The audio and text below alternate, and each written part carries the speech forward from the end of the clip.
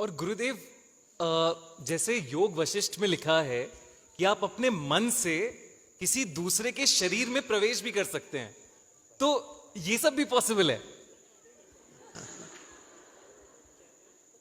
हाँ, आप अपने आप को क्या समझते हो उस पर निर्भर है। अपने को सच्चिदानंद रूप आत्मा समझते, वही आत्मा सब में है।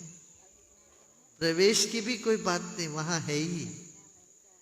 और दूसरी तरफ से विचारों के तरह से देखते हो, वो तो होता रहता है। भावना के स्तर पर देखो तो और स्पष्ट हो जाता है वो तो। जब आप किसी कमरे में घुसते हो, अचानक आपको गुस्सा आ जाता है, तो आपका गुस्सा नहीं है, वो उस कमरे में जो तरंग था उसका।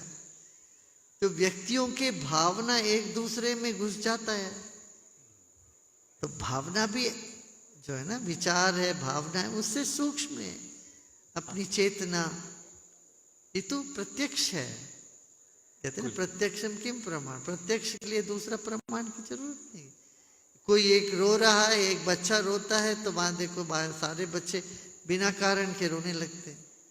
अब यहाँ दो चार लोगों को हंसने के लिए बोलो, देखो बाकी सब लोग हंसने लग जाते हैं। दो एक आदमी खिल खिल के हंसने लगे, और उन्हीं तक सीमित तो नहीं रहता है, वो लहर दौड़ पड़ती है, फिर सब हंसने।